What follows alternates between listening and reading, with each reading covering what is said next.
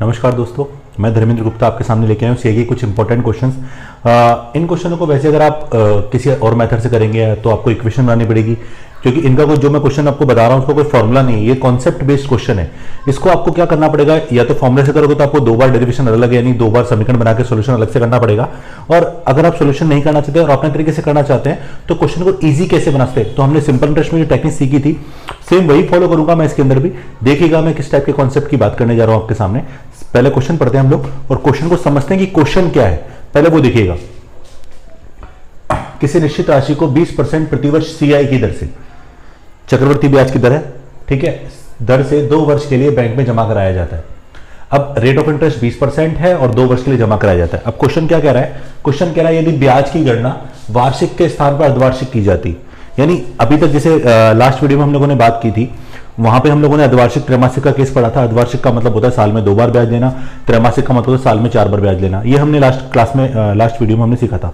अब एक बात बताता हूं मैं आपको, यहां पर क्वेश्चन खुद कह रहा है कि यदि गणना वार्षिक के स्थान पर अर्धवार्षिक की जाती, यानी वार्षिक ना करने की जगह हम लोग क्या करते हैं, अर्धवार्षिक। अर्धवार्षिक का मतलब होता है भाई वार्षिक में तो हमें 2 बार ही ब्याज मिलता, 2 साल का मतलब 2 बार ब्याज मिलेगा, पर अर्धवार्षिक में 2 साल में कितनी बार ब्याज मिलेगा, 4 बार ब्याज मिलेगा। तो क्या कह रहा है, और ऑब्वियस सी बात है जब 4 बार ब्याज मिलेगा तो ब्याज भी क्या होगा, ज्यादा। सिंपल इंटरेस्ट में तो समान होता, पर सिंपल इंटरेस्ट नहीं, ये क्या है, कंपाउंड इंटरेस्ट है। क्या है ये, कंपाउंड इंटरेस्ट। अब सिंपल इंटरेस्ट होता तो बहुत इजीली आंसर निकाल सकते थे, क्योंकि वहां अगर टुकड़े भी करते तो ब्याज तो उतना ही रहता। जैसे जनरल सी बात हम लोगों ने सिंपल इंटरेस्ट में पढ़ी भी थी, अगर मान लो साल भर का ब्याज 100 रुपए है तो 6 महीने का ब्याज 50 रुपए हुआ।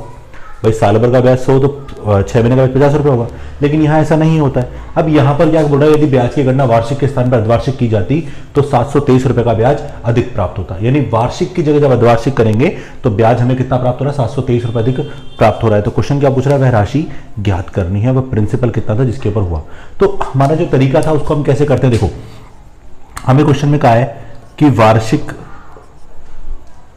के स्थान पर, वार्षिक के स्थान पर, यानी वार्षिक और अर्धवार्षिक में अंतर है। तो पहले एक बार वार्षिक के पर देखते हैं। अगर वार्षिक पे रेट ऑफ इंटरेस्ट है 20%, टाइम है हमारा 2 वर्ष, तो मैं आपसे कुछ पूछूंगा, जवाब देना।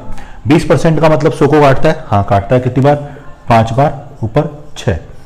समय कितना है, 2, पावर लगा दी 2 वर्ष।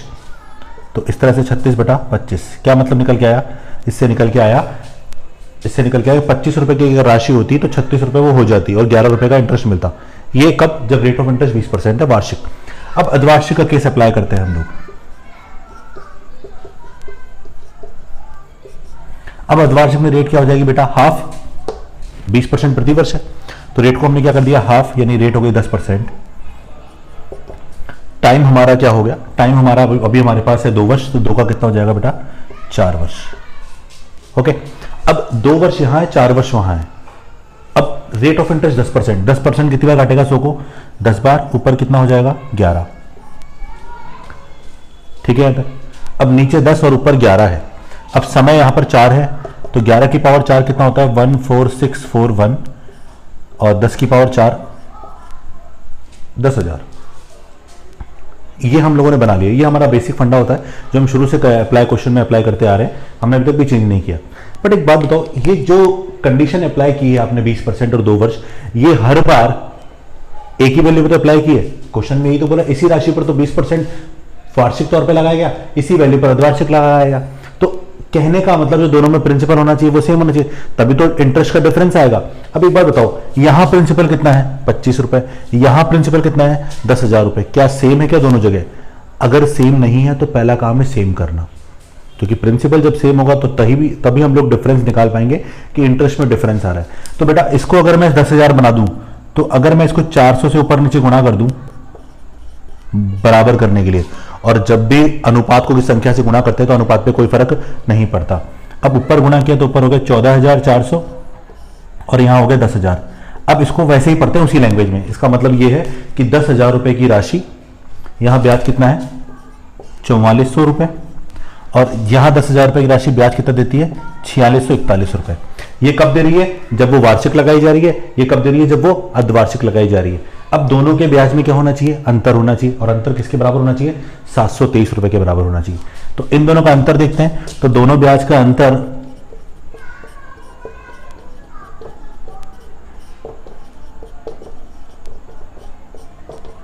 तो 4641 माइनस 4400, तो ये हो गया 241 रुपये। यानी कहने का मतलब 10,000 रुपये की राशि पर डिफरेंस कितना आया, 241 रुपये। ये किस पर आया है, ये 10,000 रुपये की राशि पर आया है, 241 रुपये।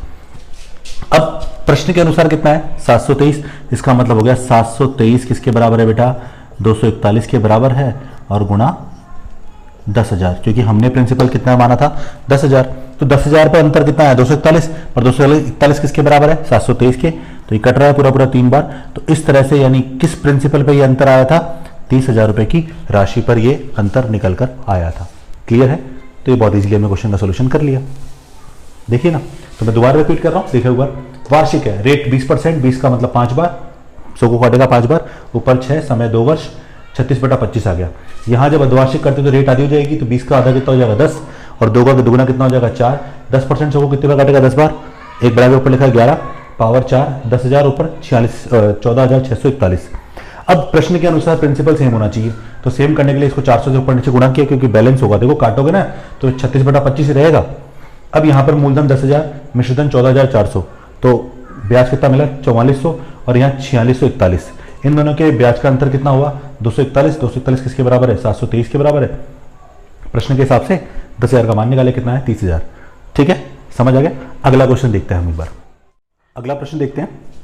अगला प्रश्न हमारा है, किसी निश्चित राशि को 10% प्रतिवर्ष सीआई की दर से 1.5 वर्ष के लिए, 1.5 वर्ष का कॉन्सेप्ट नहीं कराया, बट अभी मैं आपको समझाऊंगा 1.5 वर्ष का क्वेश्चन कैसे करेंगे।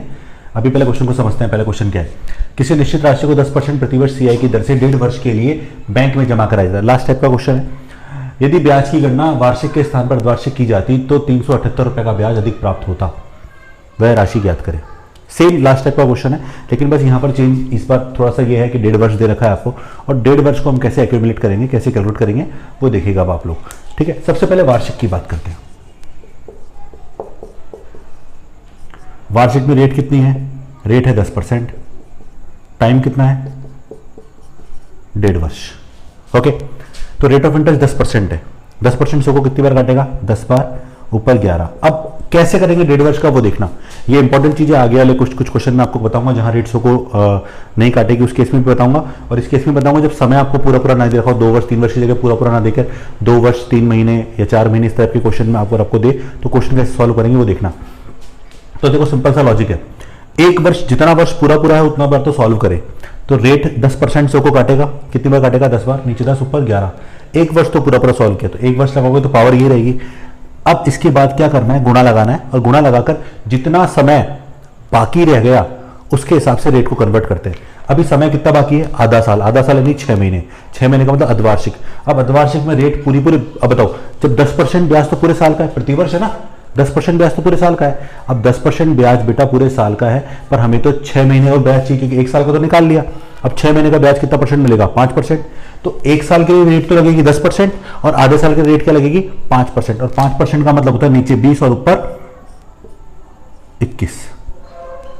5% का मतलब क्या होता है, 100 को कितनी बार काटेगा, 20 बार, ऊपर 21 बार। अब चाहे तो इसको सॉल्व कर सकते हैं, हम चाहें तो चलो सॉल्व कर देते हैं। नीचे हो गया 200, नीचे क्या हो गया 200, और ऊपर हो गया 231। ये तो हमारा हो गया 200 रुपए की राशि 231 रुपए हो जाती है 10% की दर से 1.5 वर्ष में। ये वार्षिक तौर पर हो गया। अब एक बार अर्धवार्षिक पे ट्राई करते हैं। अब बताओ अर्धवार्षिक में रेट क्या हो जाएगी, आधी। 10% का कितना हो जाएगा, 5%, और समय अपने पास 1.5 है, उसका डबल कितना हो जाएगा, 3। अर्धवार्षिक है ना, इसलिए। ठीक है, अब रेट ऑफ इंटरेस्ट कितना है, 5। क्या 100 को काटेगा, हाँ काटेगा। कितनी बार, 20 बार, ऊपर 21। एक बढ़ा के लिखते हैं, समय कितना है, 3। तो 21 का क्यूब हो गया 9,261, और 20 का क्यूब कितना हो गया, 8,000। ठीक है, यहां तक। इसका मतलब 8,000 की राशि 9,261 हो जाती है, या फिर 1,261 रुपए ब्याज देती है। पर प्रश्न दोनों एक ही क्वेश्चन पे अप्लाई किए गए, प्रश्न दोनों एक ही वैल्यू पर अप्लाई किए गए। अब एक ही वैल्यू का मतलब एक ही मूलधन होना चाहिए। इसका मूलधन कितना है, 8,000। इसका मूलधन कितना है, 200 रुपए। क्या मूलधन समान है, क्या मूलधन समान है, मूलधन समान है या नहीं, नहीं है। समान करो तो इसको किससे गुणा करूं कि 8,000 हो जाए, तो इसको अगर 40 से गुणा कर दूं, 40 से, तो 40 से गुणा करने पर नीचे 8,000 हो जाएगा, हाँ हो जाएगा। तो करो, तो नीचे हो गया 8,000, ऊपर हो गया 9240। सही है, क्लियर है यहां तक, कोई दिक्कत? दोबारा बोल देता हूँ, इसको 8000 बनाने के लिए मैंने किससे गुणा किया? 40 से। ऊपर नीचे गुणा किया तो नीचे 40 से गुणा किया तो 8000 हो गया, और ऊपर 40 से गुणा किया तो 9240 रुपये हो गया। और वहाँ कितना है? 9261। यहाँ ब्याज एक तरह से हो गया 1240 रुपये, और यहाँ का ब्याज हो गया 1261 रुपये। ठीक है। अब प्रश्न के हिसाब से ब्याजों का अंतर,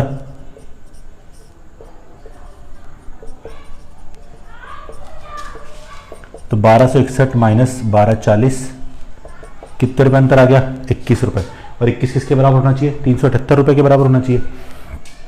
तो 378 ये 21 के बराबर हो गया। और यहां प्रिंसिपल क्या है वो देखना, यहां प्रिंसिपल है बेटा 8000 रुपए, तो 8000 से गुणा कर दीजिए इसको। ठीक है, अगर कट रहा है तो काट लीजिए, नहीं कट रहा तो छोड़ दीजिए। करके देखते हैं कट रहा है क्या। 21 एकम 21, 16, 21 अठे 168, कट गया पूरा पूरा। तो इस तरह से प्रिंसिपल कितना आ गया? 18 × 8, 1,44,000 रुपए। तो हमारे यहाँ जो प्रिंसिपल निकल के आया वो कितना आया बेटा? 1 लाख, कितना है? 1,44,000 रुपये हमारा प्रिंसिपल निकल के आया। तो इस तरह से हम इस क्वेश्चन का सोल्यूशन निकाल सकते थे। तो ऐसे क्वेश्चन को हम बहुत इजीली कर सकते हैं, दिक्कत कहीं नहीं आती। हाँ, ऐसे क्वेश्चन में कई बार क्या होता है कि आपको सीआईएसआई के अंतर का पूछ लेता है कि अर्धवार्षिक के केस में, जो हमने लास्ट वीडियो में पढ़ा था, अर्धवार्षिक अगर त्रैमासिक की बात करें तो उस केस में अगर आपसे अंतर पूछा जाए तो अंतर को कैसे सॉल्व करते हैं? अंतर ऐसे सॉल्व कर सकते हैं, देखिएगा कैसे। प्रश्न देखते हैं अगला क्या है हमारा। 4000 रुपए की राशि पर 10% प्रतिवर्ष ब्याज दर से 1 वर्ष का सीआई और एसआई का अंतर क्या होगा यदि ब्याज अर्धवार्षिक देय हो? ब्याज क्या हो? अर्धवार्षिक देय हो। कंडीशन सुनते जाना, सीआई एसआई का अंतर पूछ रहा है, पहली बात। दूसरा, ब्याज क्या है? अर्धवार्षिक देय। अर्धवार्षिक देय होते रेट और टाइम अपने आप ऑटोमेटिक बदलते, केवल सीआई के लिए, एसआई के लिए नहीं बदलते। लेकिन एक छोटी सी बात यह कि अगर एसआई में अगर हम टुकड़े भी करते हैं तो ब्याज पे कभी कोई इफेक्ट नहीं पड़ता है, ब्याज पे कभी कोई इफेक्ट, कोई चेंजेस नहीं आते हैं। अंतर केवल किस में आता है? अंतर केवल सीआई में आता है, चक्रवर्ती ब्याज में आता है। साधारण ब्याज में कोई डिफरेंस नहीं आता। क्योंकि मैं अभी मैंने आपको बताया भी था कि अगर साल भर का ब्याज अगर 100 रुपए है तो 6 महीने का ब्याज आधा हो जाएगा। पर अगर सीआई में अगर ऐसा होता कि पहले 6 महीने के ब्याज 50 रुपए है तो अगले 6 महीने के बाद 50 रुपए नहीं होगा, ब्याज बढ़ेगा। क्योंकि सीआई में ब्याज पर ब्याज मिलता है तो पिछले वाले ब्याज पर भी ब्याज बढ़ेगा। तो इस केस की बात करते हैं। अब अर्धवार्षिक के लिए अगर बात करता हूं, इसको ऐसे समझो, एसआई अपने पास है नहीं, और अगर है तो वो कांस्टेंट रहेगा, फिक्स रहेगा, हमारे वैल्यू पे कोई इफेक्ट नहीं डालेगा। अब मैं तो ये बोलता हूं अगर अर्धवार्षिक का केस होगा तो जो 10% रेट है वो कितनी यूज होगी बेटा? 5% यूज होगी। और जो यहां पर समय होगा 1 वर्ष, वो कितना यूज होगा? 2, क्योंकि साल में 2 बार ब्याज मिलेगा। अब हम जानते हैं कि एसआई पे तो कोई इफेक्ट नहीं पड़ेगा, तो सीधा सीधा क्वेश्चन ऐसे बोल सकता हूं क्या मैं? इसको छोड़ दो, इसको ऐसे बोल सकता हूं क्या कि हमारे पास जो क्वेश्चन है वो क्वेश्चन ये है कि 5% की दर से 2 वर्ष के लिए सीआईएसआई का अंतर क्या होगा? हमारा क्वेश्चन ये है, हमारा क्वेश्चन। और इसका हमने डायरेक्ट तरीका सीखा था। देखो, वैल्यू अगर समय अलग अलग हो, रेट अलग अलग हो, तो आपको इंडिविजुअल सॉल्व करके ही सॉल्यूशन निकालना पड़ेगा, ठीक है। लेकिन अगर आपके पास रेट एक हो, अगर आपके पास टाइम सेम हो, तो इस तरीके को हमने सीखा है। अब बताओ, रेट ऑफ इंटरेस्ट 5 है, बताओ 100 को कितनी बार काटेगा? 20 बार, ऊपर 21। समय कितना है? 2, 441 बटा 400। अब एक बात बताओ, आपके सब समय कितना है? 2 वर्ष। तो आपने एक चीज सीखी थी सेकंड वीडियो में कि 2 वर्ष के लिए सीआईएसआई का अंतर आप कितना मानते हो? 1 रुपए मानते हो। कितना मानते हो? 1 रुपए। यहां प्रिंसिपल है 400 रुपए, 400 बराबर है 4000 के, तो 4000 अगर 400 के बराबर है तो 1 का मान निकाल लीजिए। बताओ 1 का मान कितना आया? 10 रुपए। तो इस तरह से सीआई और एसआई का अंतर कितना आया? 10 रुपए। अब हो सकता है कई को समझ में नहीं आ रहा हो कि ये क्या लिखा है, ठीक है। तो एक बार मैं आपको उसको पूरा डेरिवेशन करके बताता हूं, आपको लगेगा हाँ ऐसा होता है, ठीक है। देखिएगा,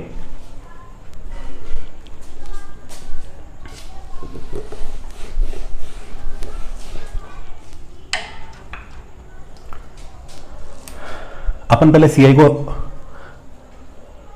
को अलग से कैलकुलेट करते हैं एक बार, फिर एसआई को कैलकुलेट करते हैं, देखते हैं डिफरेंस 10 रुपए ही आता है क्या। तो पहले सीआई की बात करते हैं। सीआई के हिसाब से रेट आधी हो गई, रेट हो गई 5%, समय हो गया 2 वर्ष, ये लो 20 ऊपर 21।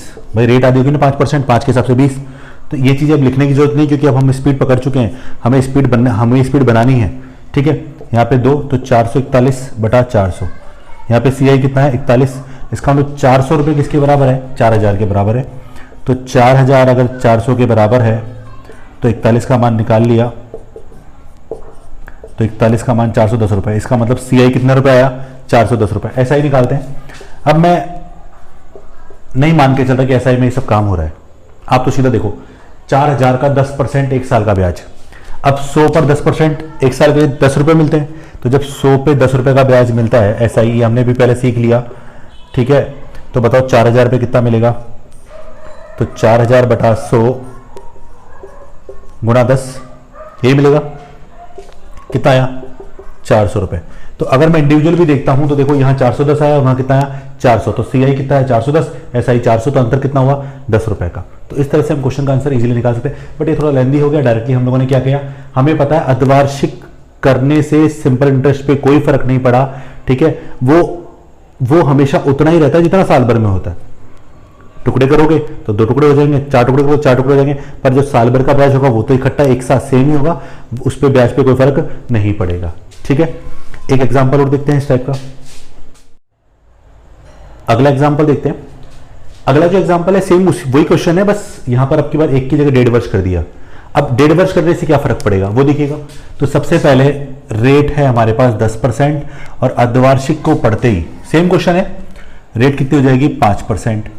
समय है 1.5 वर्ष और 1.5 का दुगुना अर्धवार्षिक के चक्कर में कितना हो जाएगा, 1.5 का दुगुना 3। अब सिंपल वे में बोलूं क्या कि यहां पर अगर 5% ब्याज दर है, 3 वर्ष की बात कर रहा है, तो केवल क्या परिवर्तन आएगा, केवल छोटा सा परिवर्तन आएगा कि अब की बार 3 वर्ष के CSI का अंतर निकालना है। अब आप चाहो तो इंडिविजुअल कर लो, आंसर वही आएगा। मैंने अभी थोड़ी देर पहले आपको बताया था, पिछले एग्जाम्पल में बताया था कि अर्धवार्षिक करने से सिंपल इंटरेस्ट पे कोई फर्क नहीं पड़ रहा है। तो देखो यहां पर 5% का मतलब नीचे 20 ऊपर 21, समय 3, तो 9261 डिवाइड बाय 8000। अच्छा ये बताओ आप लोग कि 3 वर्ष के लिए CISI का अंतर कितना माना था आपने, याद है? 3 वर्ष के लिए कितना था, 3B + 1, यही था क्या? B का मान बोलो 20, तो 3 × 20 + 1 60 और 1 61। ये अंतर किसके लिए है, 8000 के लिए। वास्तविक तो नहीं है, 8000 पे काम करेगा। 8000 किसके बराबर है, 4000 के। तो देखो अंतर निकालते हैं, तो 4000 यहां पर किसके बराबर है, 8000 के। अब ये याद रखना 4000 रियल वैल्यू है, 8000 अब इमेजिनरी है, और 61 का मान निकालना है तो गुणा 61, ये कट गया 2 बार, तो 30.50 रुपए। अब एक छोटा सा काम आप लोगों को अपने आप करना है, क्या कि आप एक बार अर्धवार्षिक करें, अर्धवार्षिक करके पहले CI निकालें अपना अलग से, और फिर वही 4000 पर 10% की दर से 1.5 वर्ष का SI निकालें, और देखिए क्या डिफरेंस 30.50 रुपए ही आता है। हाँ यही आएगा, यही इसका आंसर है, ठीक है। बट आप एक बार करके देखिएगा, ठीक।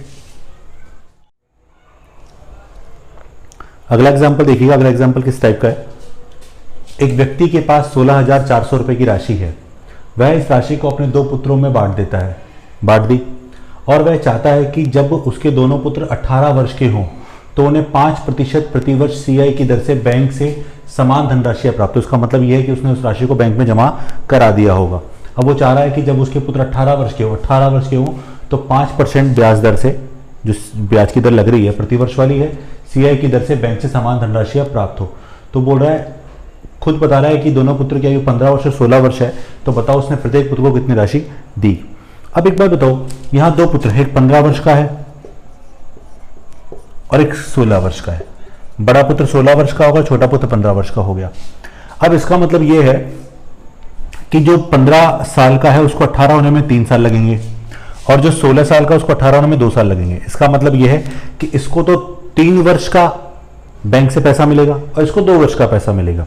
अब एक छोटी सी बात यह है कि जब उसके पुत्र 18 वर्ष के होंगे तो उन्हें बैंक से समान धनराशियां प्राप्त होंगी। समान धनराशियों का मतलब क्या है बेटा, समान धनराशियों का मतलब यह है कि उनको मिश्र धन समान प्राप्त हो, क्योंकि बैंक से जब पैसा रिटर्न होगा तो वो तो पूरा पूरा होगा। अब स्टार्टिंग में हम जैसे बात कर रहे थे, हमने सिंपल इंटरेस्ट में बात की थी इस टाइप के क्वेश्चन की, कि जब भी अगर ब्याज की बात करें तो क्लियर बोलेगा कि ब्याज समान है, और अगर ब्याज समान नहीं बोल रहा है, इसका मतलब ये बोल रहा है कि वो मिश्रधन समान करना चाह रहा है, और क्लियर बोल रहा है ये बात तो कि बैंक से पैसा रिटर्न, और जब रिटर्न होगा तो पूरा पूरा पैसा रिटर्न होता है, और वो हमारा क्या कहलाता है, मिश्रधन कहलाता है। ठीक है, देखिएगा, तो इसका मतलब उसको 3 साल का मिश्रधन मिलेगा, उसको 2 साल का मिश्रधन मिलेगा। अब इंपॉर्टेंट बात है कि मिश्रधन समान है, ये चीज दिमाग में रखना, क्या समान है, मिश्रधन समान है।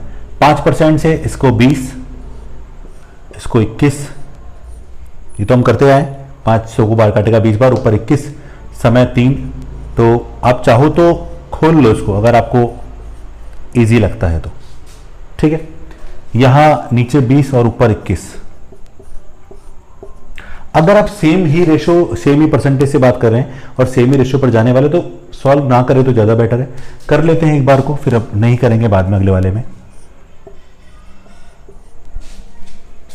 ये कर लिया, इसका मतलब ये है कि ये अगर 8000 जमा कराएगा तो उसको कितना मिलेगा, 9261, और ये 400 जमा कराएगा तो कितना मिलेगा, 441। बट क्वेश्चन के हिसाब से समान क्या होना चाहिए था, मिश्रधन।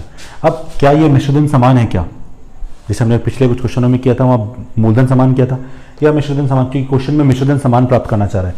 तो अगर मैं इसको ऊपर नीचे 21 से गुणा कर लूँ तो क्या ये मिश्रधन समान हो जाएगा, हाँ, इसको ऊपर गुणा किया तो ये हो गया 9261 और नीचे हो गया 8400,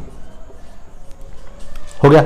अब देखो दोनों का मिश्रधन समान है, अब दोनों का मिश्रधन समान है और यहाँ मूलधन 8000 है और वहाँ कितना है, 8400। इसका मतलब जो छोटे को कितना दिया 8000, बड़े को कितना दिया 8400, इनका रेशियो निकाल लो।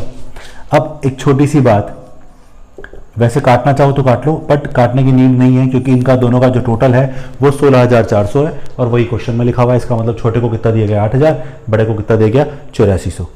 एक चीज़ तो ये, मैं इसको थोड़ा सा एडिट करूंगा, थोड़ा सा छोटा करूंगा ये सॉल्व करने, क्योंकि अभी तो यहाँ पर समय 3 वर्ष और 2 वर्ष है, कभी कोई बड़े समय आ जाए तो वहां थोड़ा आपको टाइम लगेगा, तो बेटर है कि वो ना करें। मैं अभी जो बता रहा हूं उसको भी देखिएगा। मान लीजिए आपने सॉल्व नहीं किया, ये बताओ इसका मिश्रधन कितना है, 21 की पावर 3, इसका मिश्रधन कितना है 21 की पावर 2। मिश्रधन समान है क्या, नहीं। अगर पावर यहां 3 बनानी तो 21 को ऊपर नीचे गुणा करना पड़ेगा बैलेंस करने के लिए। क्या ऊपर 21 की पावर 3 हो गई, क्योंकि आधार समान तो खाते जुड़ जाती है। अब देखो मूलधन का अनुपात निकालो, यहां मूलधन है 20 की पावर 3 और यहां मूलधन है 20 का स्क्वायर गुणा 21, ये पूरा मूलधन है और यहां 20 की पावर 3 मूलधन है। अब 20 की पावर 2 यहां भी है, 20 की पावर 2 यहां भी है, 20 रह गया, तो अनुपात हो गया 20:21। इसका मतलब है कि अगर टोटल 41 रुपए होते तो 20 रुपए मैं किसको देता, छोटे को, और 21 रुपए किसको देता, बड़े को। तब भी हम एक्यूमुलेट कर सकते हैं। तो देखो छोटे की बात करें तो 20/41, 41 कैसे आया, 20 और 21 41 गुणा 16400,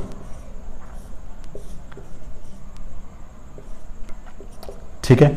तो इस तरह से कट गया ये, तो ये हमारे पास आ गया 8000 रुपए छोटे के, सेम वही आ रहा है, और बड़े के कितने आ गए बेटा, इस तरह से बड़े का 21/41 गुणा 16400,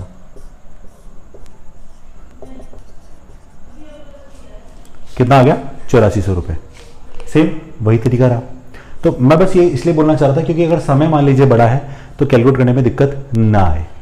ओके, अगला एग्जांपल देखते हैं एक और। ए और बी के पास कुल 17,261 रुपए की राशि है। वे इस राशि को 5% प्रतिवर्ष समान CI की दर से क्रमशः 2 वर्ष और 5 वर्ष के लिए, क्रमशः यानी ए 2 वर्ष के लिए, बी 5 वर्ष के लिए अलग अलग बैंकों में जमा कराते हैं। अब बैंक अलग अलग, रेट ऑफ इंटरेस्ट सेम है, एक का समय 2 वर्ष, एक का समय 5 वर्ष है, पर उन्हें बैंकों से समान धनराशियाँ प्राप्त होती हैं, समान धनराशियाँ प्राप्त होती हैं। तो बोल रहा है कि ए और बी की राशियों का अंतर ज्ञात करें। धनराशियाँ बैंकों से मिली वो तो मिश्रधन हो गया और वो समान है इस बार। तो क्वेश्चन में इंपॉर्टेंट बात यह है कि मिश्रधन समान है और एक का समय 2 वर्ष और एक का समय 5 वर्ष और रेट ऑफ इंटरेस्ट दोनों की 5% है। अब सबसे पहले हमें ए और बी के प्रिंसिपल निकालने पड़ेंगे, क्योंकि क्या पूछ रहा है, ए और बी की राशियों का अंतर ज्ञात करें। तो पहले प्रिंसिपल निकाले और फिर प्रिंसिपल का डिफरेंस निकालते हैं। देखिएगा कैसे। सबसे पहले रेट ऑफ इंटरेस्ट कितना है 5, ए की बात करते हैं, यहाँ बी की बात करते हैं। यहाँ ए रेट ऑफ इंटरेस्ट 5 मतलब 20 बार काटेगा, ऊपर 21। समय है हमारे पास ए के लिए 2 वर्ष। मैंने कहा था सॉल्व करना चाहो तो कर सकते हो, बट यहाँ सॉल्व कर लेंगे, पर वहाँ 5 वर्ष आएगा। टाइम किसके पास है, इतना नहीं है हमारे पास। तो क्या करें, यहाँ पर 21/20 आएगा क्योंकि वही 5%, पर ऊपर कितना आएगा 5 आएगा, क्योंकि समय इसका कितना है 5। अब प्रश्न के हिसाब से मिश्रधन समान होनी चाहिए। इसका मिश्रधन कितना है 21 की पावर 2, इसका मिश्रधन है 21 की पावर 5। समान है क्या, नहीं है। इसको किससे गुणा कर दूं? 21 की पावर 3 से गुणा कर दिया। ठीक है, अब 21 की पावर 3 से ऊपर नीचे दोनों तरफ गुणा कर दिया। अब यहाँ 21 की पावर 5 हो चुका है मिश्रधन, यहाँ 21 की पावर 5 मिश्रधन हो गया, समान हो गए। अब मूलधन का अनुपात निकालते हूँ। इसका मूलधन हो गया 20 की पावर 2 गुणा 21 की पावर 3, इसका हो गया 20 की पावर 5। ठीक है, अब आगे क्या करें? अब देखो दोनों में 20 की पावर 2 समान है, 20 की पावर 2 समान होगा दोनों में, तो यहां कट गया तो ये रह गया 20 की पावर 3। अब देखो यहां बचा 21 की पावर 3 की अगर बात करूं, 21 की पावर 3, 21 की पावर 3 होती है 9261 और 20 की पावर 3 कितनी होती है 8000। अब ये रेशो आ गया और हमने जब रेशो को देखा तो जब दोनों का टोटल जो निकाला तो दोनों का टोटल है 17261 और 17261 ऑलरेडी किसके बराबर है? क्वेश्चन में जो वैल्यू इसके बराबर है। इसका मतलब ये है कि ए को कितने रुपए दिए गए 9261 रुपए और बी को कितने रुपए दिए गए 8000 रुपए। इसका मतलब ये है। और आपसे पूछ क्या रहा है? हमसे पूछ रहा है ए और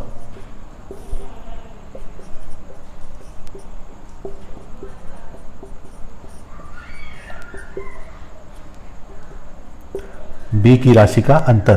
तो ए की राशि है 9261, बी की राशि 8000, अंतर कितना है 1261। तो इस तरीके से ये एक्स्ट्रा क्वेश्चन जो थे हम बहुत इजीली कर सकते हैं, अपने तरीके से बहुत इजीली सॉल्व हो जाते हैं। ये जो रेट्स मैं आपको बता रहा हूँ बार बार 5%, 10%, 12.5%, 14 से 2/7, इस टाइप की रेट्स एग्जाम में ज़्यादातर पूछी जाती है। ठीक है, यही एग्जाम में आपको मिलती है। तो इस पर आप प्रैक्टिस करिए, बहुत इजीली हो जाता है। और जब हम परसेंटेज का चैप्टर पढ़ेंगे तो रेट आपके लिए और क्लियर हो जाएगी कि आप क्वेश्चन को कैसे सॉल्व कर सकते हैं। ठीक है, आज की क्लास में ओवर करता हूँ। अब इसके बाद जो लास्ट वीडियो आपका आएगा इस चैप्टर के लिए, वो लास्ट वीडियो होगा। उस वीडियो में हम लोग बात करेंगे, मैं आपको बता दूं क्या क्या बात करेंगे। उसमें हम बात करेंगे जहाँ रेट्स को पूरा नहीं काटती उस केस में क्या करना है, जहाँ रेट हर वर्ष चेंज हो रही है वहाँ क्या करना है, जहाँ समय पूरा नहीं वहाँ क्या करना है। ये केसेस हमारे बचते हैं, उसको हम लास्ट वीडियो में अप्लाई करेंगे, जो कि ज़्यादा बड़ा कुछ बचा नहीं, सिर्फ छोटा सा पार्ट बचा है। ठीक है, उसको कंप्लीट करेंगे और इस तरह से हमारा चैप्टर पूरा हो जाएगा। ठीक है, तो आज की क्लास में ओवर करता हूँ। आई थिंक सो ये चीज़ आपको ईजी लगेगी, करने का तरीका आपको ईजी लगा होगा। ठीक है, तो आज की class over. Thank you so much.